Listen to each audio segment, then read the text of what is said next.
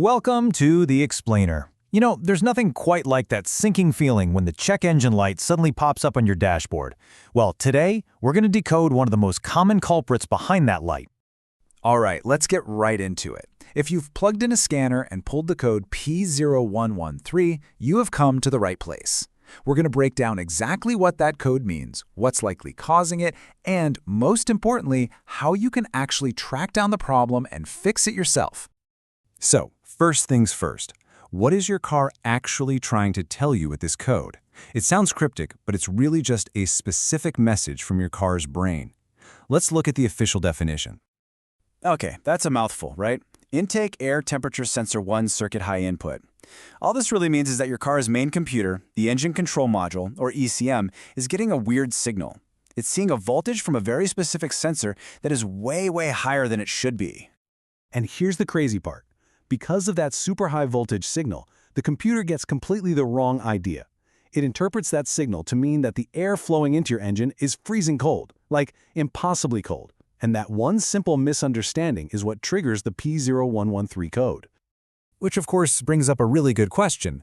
Why does your engine care so much about the air temperature anyway? I mean, what does it matter? Well, it turns out this little sensor plays an absolutely crucial role in how your car runs every single day. You know, it all boils down to some pretty simple physics. Cold air is just denser than hot air. Think of it like a room packed with people versus an almost empty one. That dense, cold air has way more oxygen molecules crammed into the same amount of space. And your engine's computer needs to know that, so it can mix in the perfect amount of fuel to get a good, efficient burn. And that is the IAT sensor's whole job. It's constantly telling the computer how hot or cold the air is, which allows the computer to fine-tune the air-fuel mixture and the ignition timing. This has a direct impact on your engine's performance, how it starts up, and, you guessed it, your fuel economy. When that sensor isn't reporting correctly, the whole system gets thrown out of whack. Okay, so we know what the sensor is supposed to do. Now let's play detective and look at the usual suspects behind a P0113 code, and the clues, the symptoms your car might be giving you.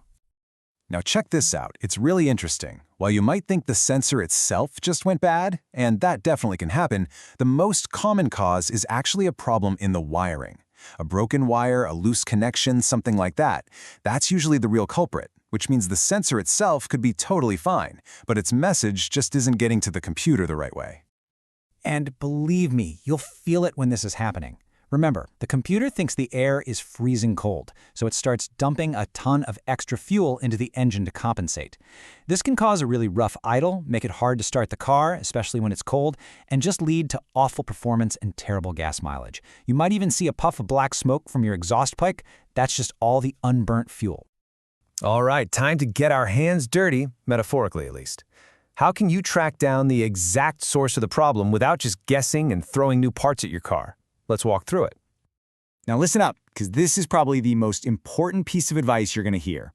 Before you even think about buying a new sensor, you have to check the wiring first. Just do a really good visual inspection. Look for any chewed wires, any corrosion on the connector, anything that looks out of place. This one step could save you a ton of time and money. We can really break this whole investigation down into 4 simple, logical steps. First, do that visual check of the wiring. Second, test the sensor itself. Third, check the voltage that's coming from the car's computer.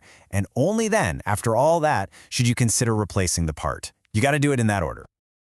Now, testing the sensor might sound a little technical, but I promise it's actually really easy. All you need is a basic multimeter, which you can find at pretty much any hardware or auto parts store. You're just going to set it to measure resistance, which is measured in something called ohms.